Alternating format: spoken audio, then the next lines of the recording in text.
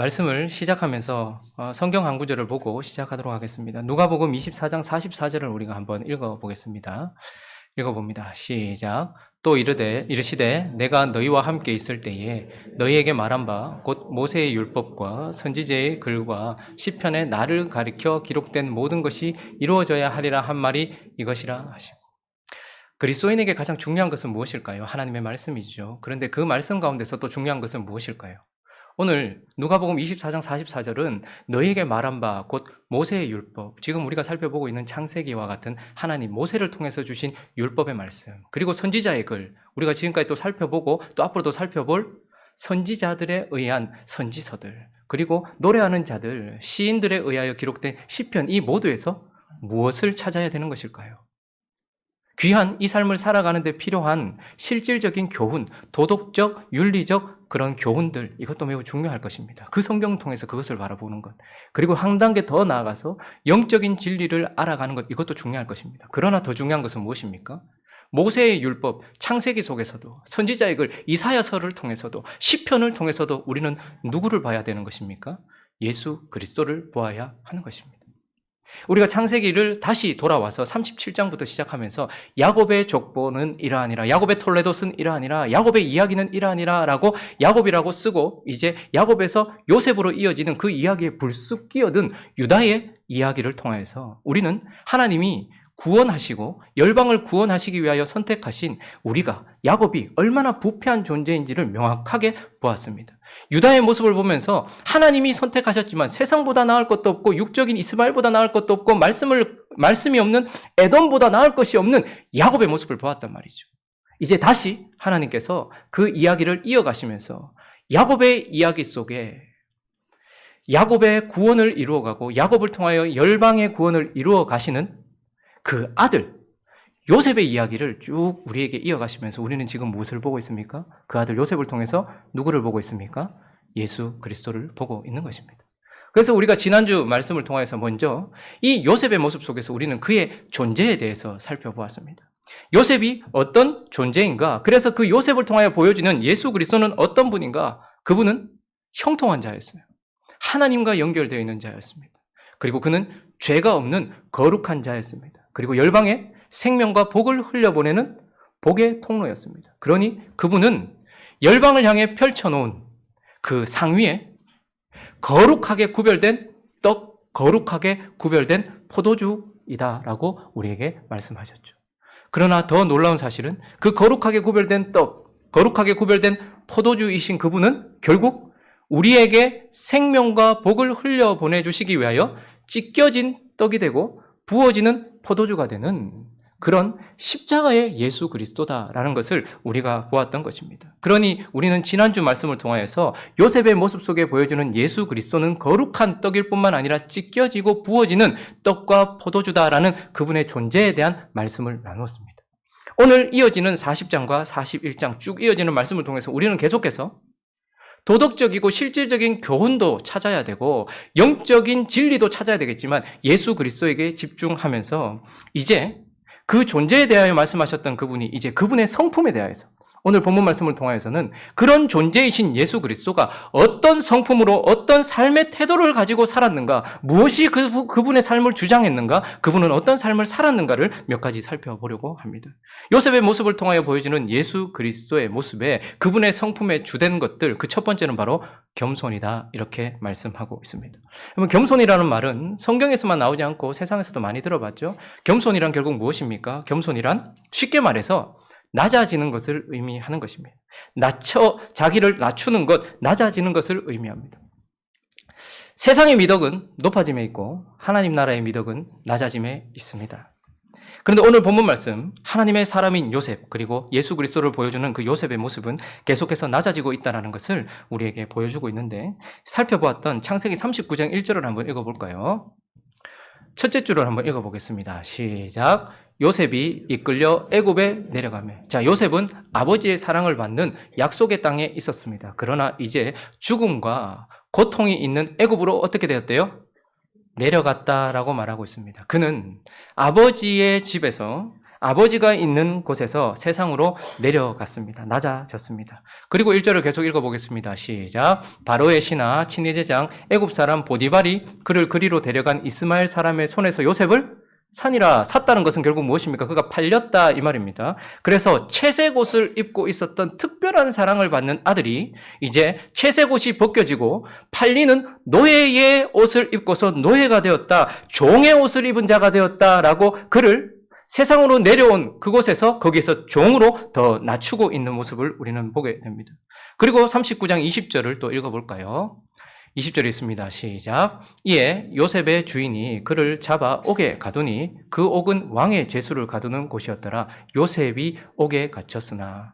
자, 그는 채색 옷을 벗고 노예의 옷을 입었습니다. 그런데 그곳에서 더 한 단계 내려가서 노예의 옷이 벗겨지고 가정 총무로서 입고 있었던 옷이 벗겨지고 죄수의 옷을 입게 되는 더 낮아지고 더 낮아지는 모습을 우리는 보게 되는 것입니다. 그렇게 오늘 본문으로 넘어오면 40장 1절을 보면 첫 구절이 무엇입니까? 그 후에. 여러분, 이 말은 요셉이 잠시 갇혔다가 나온 것이 아닙니다. 그는 누명을 쓰고 감옥에 들어갔는데 감옥에 들어간 시간이 꽤 있었다라는 것을 의미합니다. 그리고 그 후에 어느 시간이 흘렀는데 그때에 술 맡은 관원장과 떡 굽는 관원장이 들어오게 되었어요. 그리고 이제 같이 오게 있었는데 4절을 또 읽어보시면 친위대장이 요셉에게 그들을 수종들게 하며 요셉이 그들을 섬겼더라. 그들이 갇힌 지 또 뭐라고 말합니까? 여러 날이라. 그러니까 횟수로 몇 년이라고 정확하게 말하고 있지 않지만 이들이 들어오기 전 벌써 요셉은 감옥살이를 하고 있었고 그들과 함께 여러 날을 지났고 그리고 41장 1절로 넘어가면 또 절망적인 말이 나오는데 만 2년 후 2년을 꽉 채운 만 2년. 그러니까 그는 아버지의 집에서 약속의 세상에서 이 악한 세상 애굽으로 내려왔고 그곳에서 채색 옷이 벗겨지고 종의 옷을 입었고 종의 옷이 벗겨지고 죄수의 옷을 입었고 죄수에서 장기수가 되었단 말입니다. 최소한 그는 5년 넘는 시간을 아마 감옥에서 있었을 것이라고 보고 있습니다. 자, 그러니 그는 끊임없이 뭐 하는 거예요? 낮아지고 있는 것을 보게 됩니다.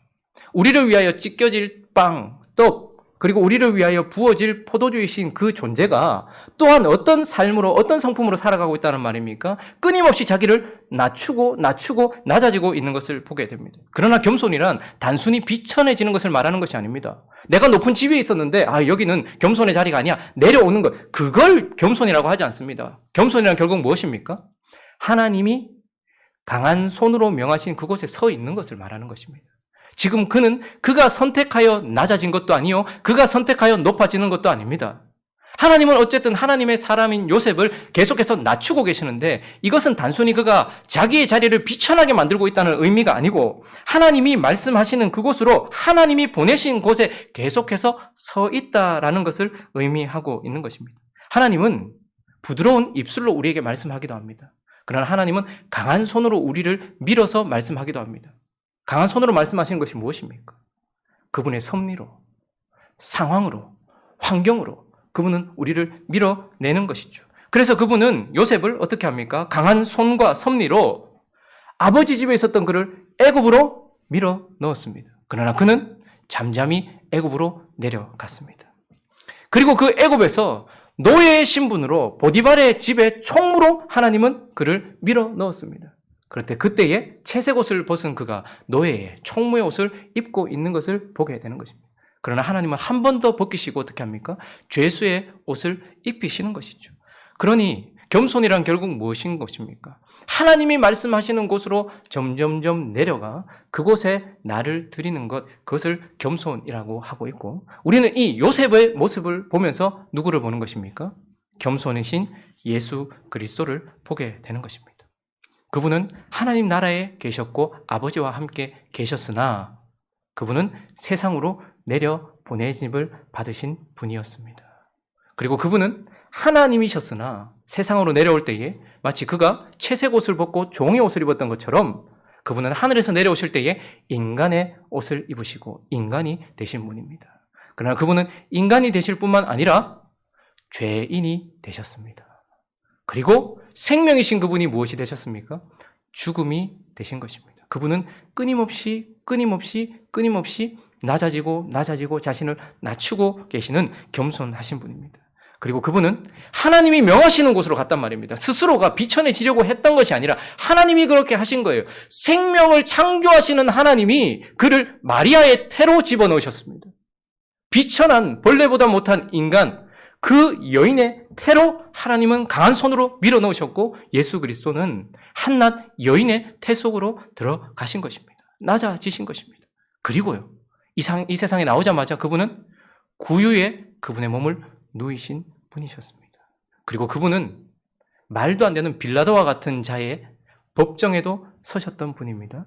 그리고 그 억울한 심판을 받고 십자가에 서셨고 생명이신 그분이 무덤까지 내려가신 것을 우리는 보게 되는 것입니다. 그러니 찢겨진 떡, 부어지는 포도주이신 그분이 겸손으로 자기 자신을 낮추고 계시다는 것과 예수 그리스도는 그러한 겸손의 사람이었다라고 우리에게 말씀해 주고 있는 것이죠. 그분의 존재를 우리는 보면서 이제 그분의 속성, 그분의 성품을 바라보고 있는 것입니다. 그리고 두 번째, 우리에게 요셉을 통하여 보이시는 예수 그리스도는 어떤 분이신가? 그분의 품성, 성품의 두 번째 특징은 바로 인내다라고 우리에게 가르쳐주고 있습니다. 여러분, 인내라는 말도 성경에서만 나오는 말이 아니죠. 우리가 자주 듣는 말입니다. 결국 인내는 무엇입니까? 인내는 견디는 것을 의미하는 거예요. 그리고 또 뭐 하는 거예요? 인내는 결국 기다리는 것을 의미하는 것이죠. 세상의 미덕은 갚아주고 삭 피하거나 갚아주는 데 있고 하나님 나라의 미덕은 견디는 데 있습니다. 세상의 미덕은 행동, 실행에 있지만 하나님 나라의 미덕은 기다림에 있습니다. 그런데 오늘 이 요셉을 통하여 보여주시는 이 모습은 바로 그가 인내하고 있다라는 것을 보게 됩니다. 13절 말씀을, 40장 13절 말씀을 한번 보시면요. 읽어볼까요? 13절, 14절 시작. 지금부터 사흘 안에 바로가 당신의 머리를 들고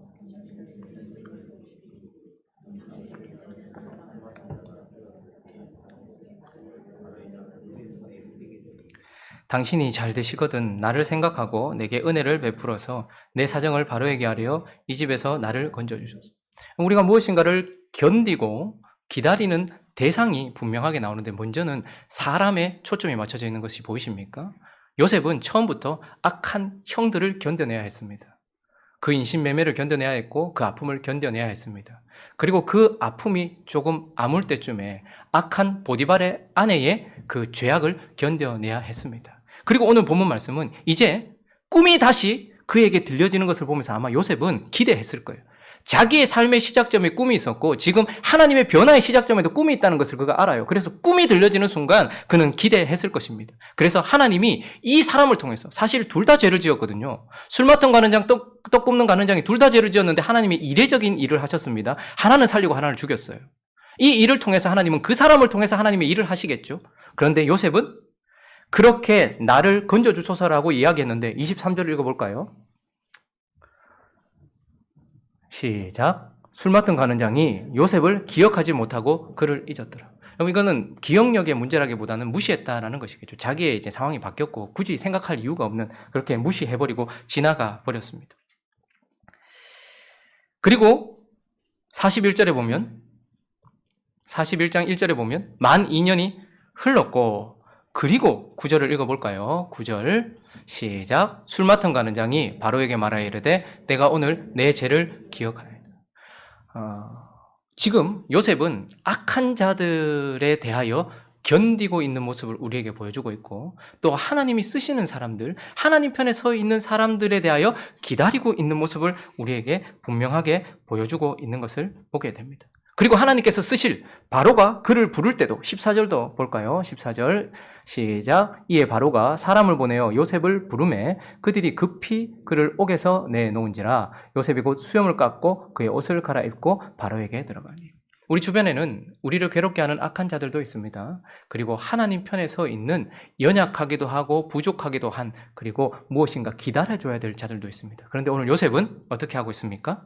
악한 자들을 견뎌내고 있는 인내의 모습을 보여주고 있고 하나님께서 쓰시고자 하는 하나님의 사람들을 기다리고 있는 모습을 우리는 보게 됩니다. 그러나 그의 인내는 사람을 향해서만 있는 것이 아니라 무엇입니까? 진정한 인내는 하늘을 향해 있게 되는 것을 보게 됩니다. 여러분, 그가 꿈을 꿨어요. 그 꿈은 최종적 결론을 말해주는 꿈이었습니다.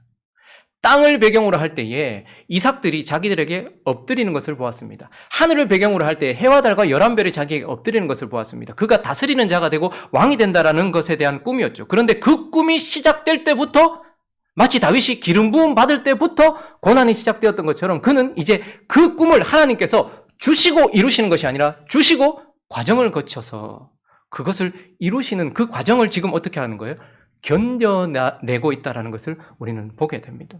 하나님은 요셉에게 결과를 주셨지만 그러나 그 결과가 오기까지는 수많은 과정들이 있고 그 과정 속에서 그는 견뎌야 했던 것입니다. 그는 그 꿈이 이루어지기를 기다리면서 하나님께서 그 형들로부터 지켜주시기를 기다려야 했고 이 억울함으로부터 풀어주시기를 기다려야 했던 것입니다. 그리고 하나님이 꿈을 주셔서 뭔가 하실나 보다 생각했는데 그가 2년이나 잊어버렸어요. 그것도 만 2년이라고 얘기해요. 얼마나 답답합니까?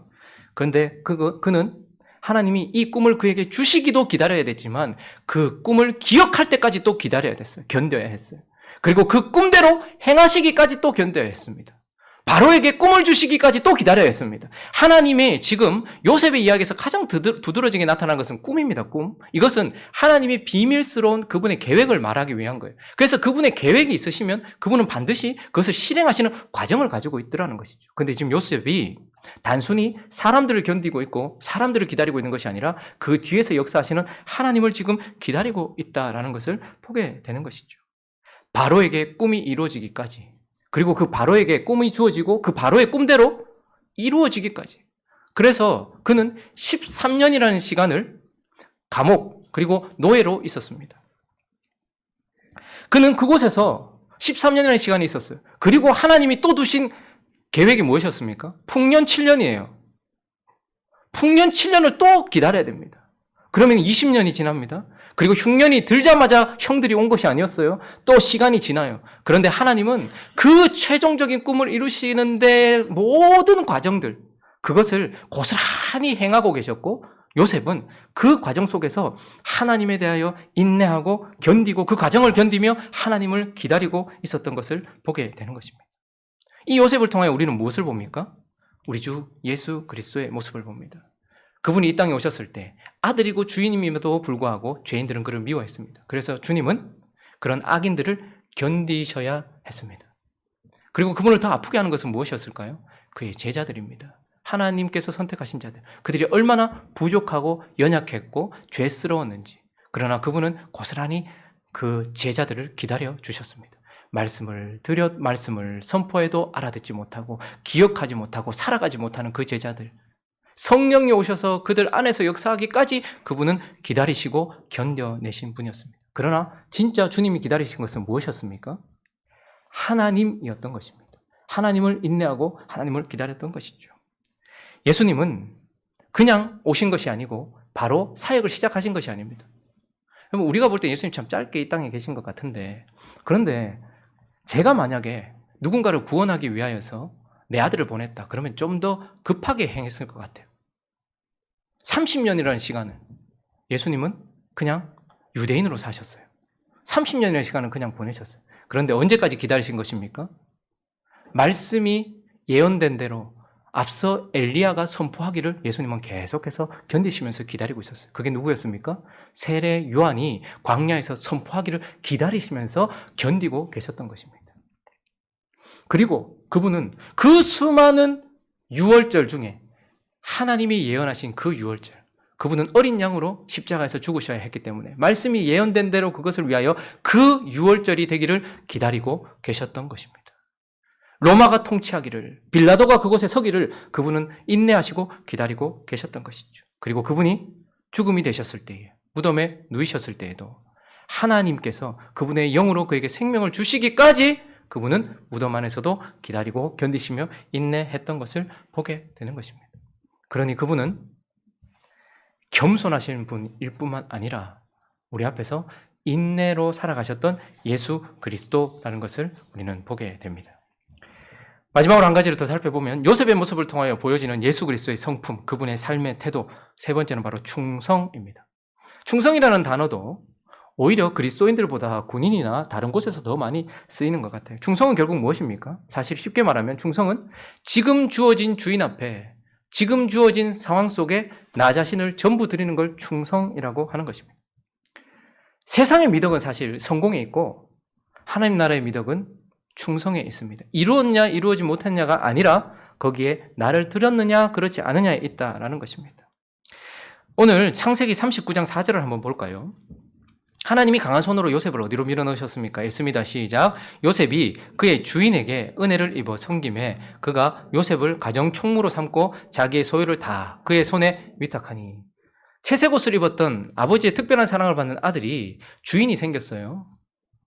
그런데 그 주인 앞에서 그가 해야 될 일이 생겼습니다. 가정 총무로 자기의 소유를, 그 주인의 소유를 맡았어요. 그런데 그 앞에서 그 집의 일, 자신 앞에 주어진 그 주인과 합리적이고 합당한 그 주인과 그리고 자기에게 주어진 그 집안의 일, 그 집을 다스리는 일에 자기 자신을 전부 드리고 있는 요셉의 모습을 보게 됩니다. 그는 다시 집에 돌아가기 위해서거나 혹은 여기서 벗어나기 위해서가 아니라 꼼수를 부리는 것이 아니라 자기에게 주어진 그 현실과 자기 앞에 서 있는 그 주인 앞에 자기 자신을 드리고 있는 모습을 보게 됩니다.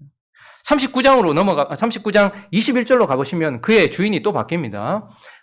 물론 보디발이 있지만 신이 대장 보디발이 있지만 그가 서 있는 곳은 이제 장소가 바뀌어서 그 감옥이죠. 읽어봅니다. 시작. 여호와께서 요셉과 함께 하시고 그에게 인자를 더하사 간수장에게 은혜를 받게 하심에 간수장이 옥중 죄수를 다 요셉의 손에 맡김으로 그 재반 사물을 요셉이 처리하고 그가 하던 일도 바뀌었고 그를 주관하는 사람도 바뀌었어요. 이제 간수장으로 바뀌었고 그는 이제 옥에 있는 죄수들에 대하여 옥중 죄수를 다스리고 그 재반 사물을 처리하는 일에 이제 처하게 되었죠. 그런데 그때에도 요셉은 어떻게 합니까? 자기에게 주어진 그 일과 자기 앞에 서 있는 그 사람 앞에 자기 자신 전부를 드리는 것을 보게 되는 것입니다. 그러니 요셉의 모습 속에 나타나는 것은 바로 충성입니다. 그러나 이 충성을 통해서 결국 하나님께서 무엇을 이루신 것입니까? 겨우 17세에 불과했던 아버지의 특별한 사랑을 받았던 아기 같았던 이 요셉이 결국은 가정 총무로서 13년 가운데 몇 년인지 정확한 게 모르겠지만 한 반 정도로 생각해 본다면 그 가정 총무로서 그는 다스리는 법을 거기서 사실 훈련받고 배웠던 것입니다. 앞으로 다스려야 될 자가 될 그에게 하나님은 그 시간들을 통하여서 사실 가정 총무로서 그 일에 충성했던 그가 자기는 몰랐지만 그 일 때문에 다스리는 일에 훈련을 받고 있었다라는 것을 보게 됩니다. 그리고 그가 감옥에 들어가서 그 감옥은 보통 감옥이 아닙니다. 잡범들이 모이는 곳이 아니라 고위 관직자들이 모이는 곳이었습니다. 그래서 그는 애굽을 통치하였습니다. 세상을 통치하였습니다. 그래서 세상을 알 수 있는 사실 그는 보디발의 집에서 다스림을 배우고 있었고 감옥 속에서 애굽을 배우고 있었던 것입니다. 그래서 그는 정확하게 준비되어서 13년이라는 시간, 하나님께서 말씀하시는 그 시간에 되어서 나아갈 수 있도록. 그러나 그것이 어디에 있었던 것입니까? 그가 주어진 그 삶 속에 그 주인 앞에, 그 현실 앞에 드렸던 충성 때문이었습니다. 그러나 요셉의 모습을 통해서 우리는 그 눈앞에 보이는 상황과 주인, 그것이 아니라 보이진 않지만 그의 진정한 주인이신 하나님 앞에 충성했다는 것을 우리는 보게 됩니다. 39장 7절을 보실까요? 읽습니다. 시작. 그 후에 그의 주인의 아내가 요셉에게 눈짓하다가 동침하기를. 지금 아주 강력한 유혹이 왔습니다. 고위 간직자의 부인, 절대 권력을 가진 사람, 그가 동침하자고 매일매일 그를 유혹하고 있었습니다. 그러나 그때 그가 어떻게 했습니까? 그는 단순히 보디발에게 충성한 것이 아니라 보디발을 통하여 자기를 다스리고 계시는 누구 앞에?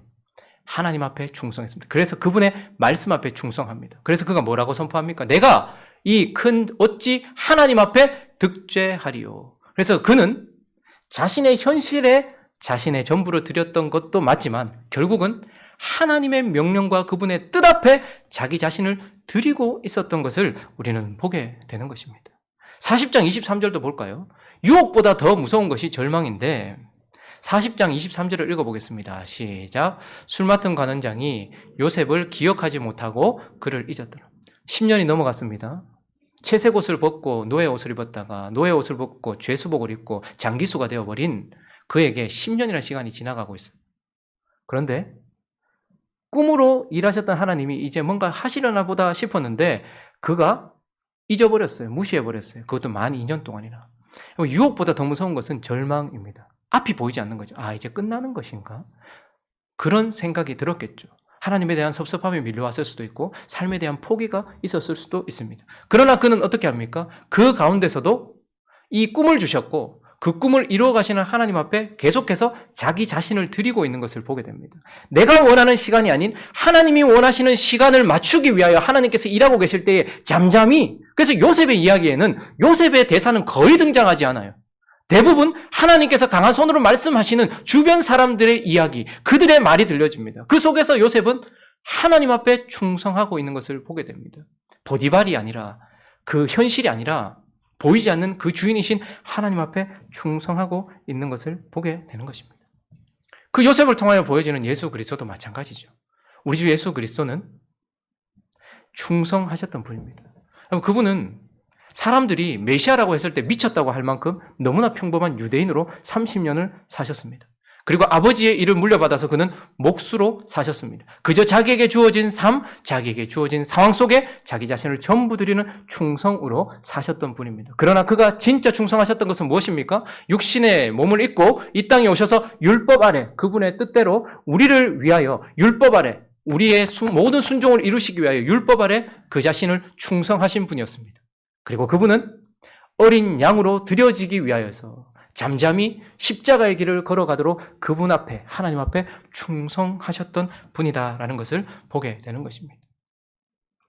그래서 우리는 오늘 요셉을 통해서 그분 안에 그분의 삶을 주장하고 있는 그분의 성품을 몇 가지 살펴보았습니다. 말씀을 정리하겠습니다. 우리는 그 요셉을 통하여 보여지시는 예수 그리스도의 존재를 보면서 그분을 한량없이 찬양해야 합니다. 그분은 거룩하신 떡과 포도주이지만 그러나 우리에게 생명과 복을 흘려보내기 위하여서 찢겨지고 부어지는 그 포도주 그리고 그 떡이라는 것을 보면서 우리를 위하여 그렇게 찢으신, 유다 같은 더럽고 추악한 우리를 위하여 그렇게 자기 자신을 찢으시는 분이라는 것을 보면서 우리는 그분을 한량없이 예배해야 될 줄로 믿습니다. 그런데 오늘 본문 말씀은 그런 존재이신 그분이 어떻게 사셨는가, 그분 안에 그 삶을 주장했던 그분의 성품을 통하여서도 우리는 한량없이 그분을 찬양해야 합니다. 우리를 살리기 위하여, 우리를 구원하기 위하여, 우리를 하나님 나라로 이끌어가기 위하여서 그 거룩하시고 찢겨진 떡과 부어진 포도이신 그분이 한없이 자기 자신을 낮추신 겸손, 그리고 한없이 견디시고 참아오신 인내, 그리고 한없이 충성하셨던 그분의 충성, 그 성품을 보면서도 우리는 한량없이 그분을 찬양하고 예배해야 될 줄로 믿습니다. 그러나 오늘 이 말씀을 마무리하면서 가장 최고의 예배, 가장 최선의 예배는 바로 그분을 따라가는 것입니다. 그분처럼 사는 것입니다. 그것이 그분을 가장 높이는 것이요, 그분을 가장 찬양하는 것입니다. 그래서 우리는 하나님이 낮추시는 곳으로 계속해서 낮아져야 합니다. 비하하고 비천해지라는 말이 아니라 하나님이 우리를 강한 손으로 밀어내시고 있는 그 자리로 우리는 그분이 명령하시는 곳으로 서야 합니다. 한국교회가 지금 비천한 자리로 내려가고 있습니까? 저와 여러분의 삶이 비천한 자리로 내려가고 있습니까? 경제적인 수준이, 미래에 대한 전망이, 모든 것들이 계속 낮아지고 있습니까? 그때에 하나님이 명령하신 곳에 서는 겸손한 저와 여러분 되시기를 예수 그리스도의 이름으로 축원합니다. 그리고 그분은 그 가운데서 인내하셨습니다. 우리 주변에는 우리를 힘들게 하는 악한 자들도 있습니다.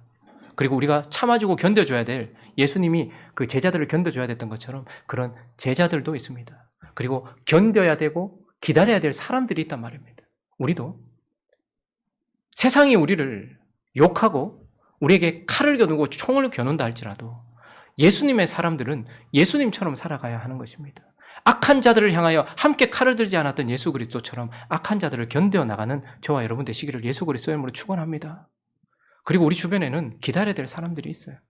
아직까지 제대로 된 시각으로 세상을 보지 못하고, 아직까지 제대로 된 말씀대로 그렇게 깨닫지 못하고 바르게 살아가지 못하는 제자들과 같이 기다려줘야 될 사람들도 있습니다. 마치 부모가 자식을 기다려줘야 되듯이 그렇게 우리 주변에 있는 사람을 기다려주는 삶, 그러나 무엇보다도 하나님이 그 꿈을 주시고 그 꿈대로 이루어 가시는 과정 속에서 이것저것 문제를 일으키는 것이 아니라 잠잠히 그분을 기다리는, 견디고 그 과정을 견디고 인내하는, 지금 우리에게 필요한 것은 원래 우리에게 주신 것처럼 오래 참고 온유한 것입니다. 세상 앞에서 우리가 지금 뭘 해야 될지 잘 모르는 이 순간에 우리는 잠잠히 견디고 기다려야 되는 것입니다. 단순히 버티는 것이 아니라 하나님이 하실 그 일을 바라보면서 기다리는 저와 여러분 되시기를 예수 그리스도의 이름으로 축원합니다. 그리고 지금 이 상황 속에서 우리는 뭐 하면 될까요? 주어진 일상에 충성하십시오.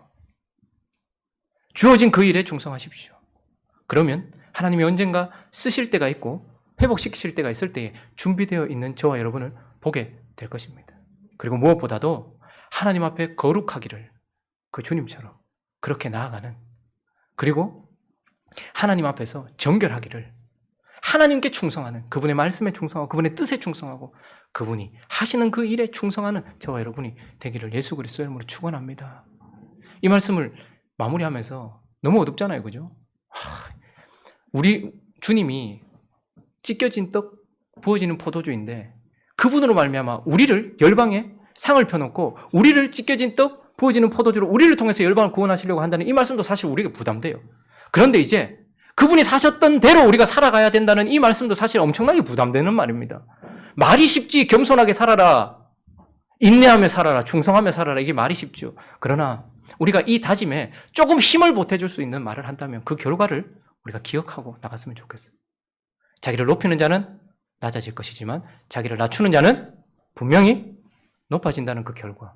요셉은 감옥까지 내려갔지만 왕 아래 2인자까지 올라갔다는 것을 기억하십시오. 그러니 낮추는 걸 두려워하지 마시고 높아지기 위한 하나님의 섭리다라고 기억하시고, 인내하는 것이 힘들고 어렵겠죠. 그러나 인내하는 자, 세상의 미덕처럼 갚아주고 피해버리고 요리조리 피해버리고 갚아주는 자에게는 없는, 견디는 자에게만 있는 거룩이 있다는 것을 기억하십시오. 그래서 우리는 겸손으로 높아질 것이요 인내함으로 거룩해질 것입니다. 그리고요, 결국 우리가 충성하면 누구든 이 땅에 있는 사람들은 다 쓰임받게 돼 있어요. 하나님 피했다고 해서 우리가 딴 데 쓰임 안 받고 난 내 하고 싶은 대로 한다, 그렇게 생각하시는데 아닙니다. 이 땅에 있는 모든 인생은 쓰임받게 돼 있습니다. 악한 사단에게 쓰임받든지, 아니면 악한 사람들에게 이용받든지, 아니면 부패한 자기 자신에게 자기 자신의 마음에 의하여 사용받든지, 아니면 거룩하신 하나님께 쓰임받든지, 이 네 가지 중에 가장 좋은 것을 선택한다는 것을 기억하면서 충성하는 저와 여러분 되셔서 예수 그리스도를 계속해서 집중해서 바라보고 그분을 따라가는 저와 여러분 되시기를 축원합니다. 같이 한번 찬양하고 우리 기도하죠.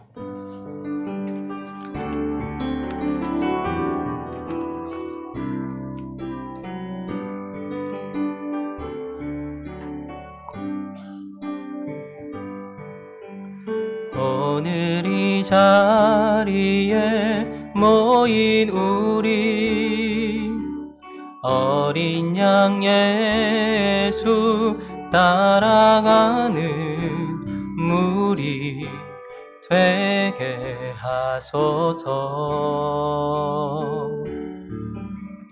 성령의 충만한 임재 안에 어둡던 우리 눈 밝아져서 주를 보게 하소서. 당신의 겸손함, 당신의 거룩함, 당신의 정직함 우리에게 보이사 내 안에 교만함, 내 안에 천박함, 내 안에 거짓됨 모두 벗어버리고 어린 양 예수 따라가는 무리 되게 하소서. 오늘 이 자리에 모인 우리, 오늘 이 자리에 모인 우리 어린 양 예수 예수 따라가는 무리 되게 하소서. 성령의 충만한 임재 안에 어둡던 우리 눈 밝아져서 주를 보게 하소서. 당신의 겸손함, 당신의 거룩함, 당신의 정직함 우리에게 보이사 내 안에 교만함, 내 안에 천박함, 내 안에 거짓됨 모두 벗어버리 당신의 겸손함, 당신의 겸손함, 당신의 거룩함, 당신의 정직함 우리에게 보이사 내 안에 교만함, 내 안에 천박함, 내 안에 거짓됨 모두 벗어버리고 어린 양 예수 따라가는 무리 되게 하소서. 우리 시간 한번 기도할 때에 우리 창세기를 통해서도 하나님의 섭리를 보게 됩니다. 하나님이 구원하시고 또 열방을 구원하시기 위하여서 아브라함과 세상을 구별하셨습니다. 그리고 하나님은 또한 그 구원하시고 구원을 이루어가기 위하여 아브라함 안에 있는 이스마엘과 이삭을 또 구별하셨습니다. 그리고 하나님은 또 그 구원의 이야기를 이어가기 위하여서 에서와 야곱을 구별하셨습니다. 지금은 구별의 때인 것 같습니다.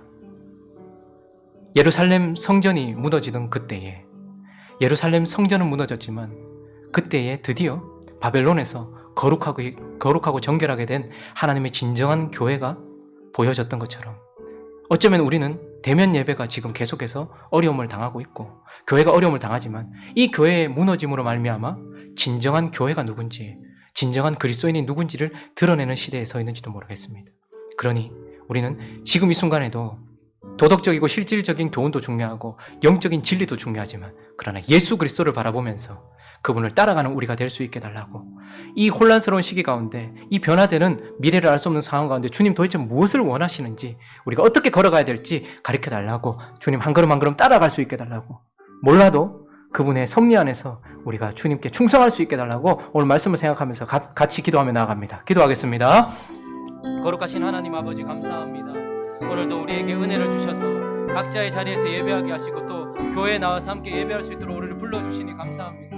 사랑하는 하나님 아버지, 우리가 하나님의 은혜가 필요하고 특별히 하나님의 말씀이 필요합니다. 요셉은 아마 어디로 가는지 어떻게 되는지 알지 못했고 그저 결과만 붙들고 있었을 뿐이었을 것입니다. 우리 또한 요한계시록을 통하여 결과는 붙들고 있지만 그러나 이 과정이 어떻게 될지 알지 못하겠습니다. 그러나 하나님 아버지, 요셉을 통해서 우리가 예수를 보고 우리는 이 상황 속에서도 예수를 바라보기를 원합니다. 예수 그리스도와 같이 주님께서 이제 그 예수 그리스도를 통하여서 우리를 구별하시는 것처럼 어쩌면 이 마지막 시대에 주님은 우리를 구별하고 계시는지도 모르겠습니다. 세상과 아브라함을 구별하셨듯이 지금 이제 교회 안에 한데 모여있는 우리 가운데 누가 아브라함이고 누가 세상인지를 구별하고 계시는지 모르겠습니다.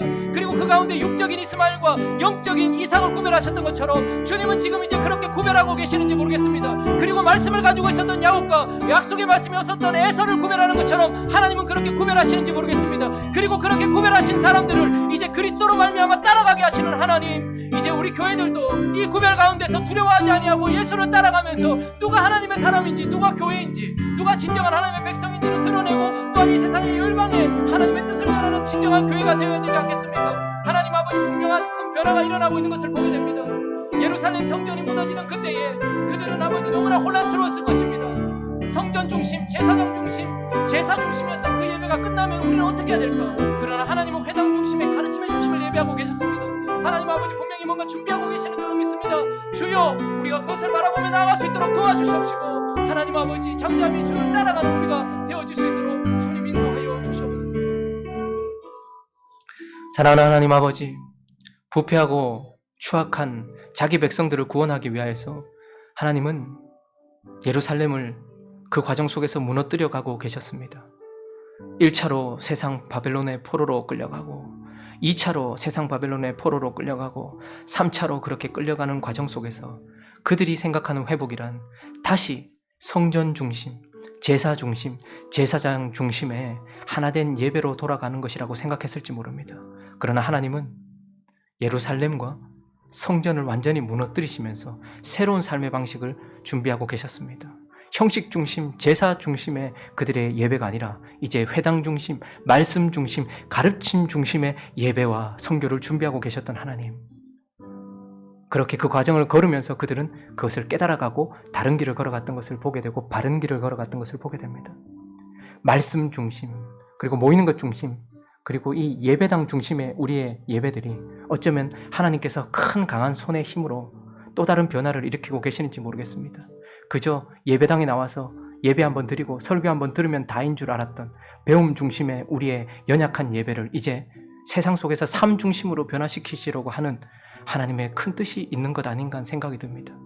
어떻게 하실지 전혀 가늠되지 않지만 바벨론이 무너질 때 그들도 예상하지 못했지만 어쨌든 좋은 건 예배하고 계셨던, 그래서 하나님의 백성들은 건지시고 구원하셨던 하나님이 하나님의 백성들을 세상과 구별시키시고 그리고 이스마엘과 구별시키시고 에서와 구별시키셔서 더 나은 하나님의 백성으로 만드시려고 하는 그 계획이 우리에게 분명히 있는 줄로 믿습니다.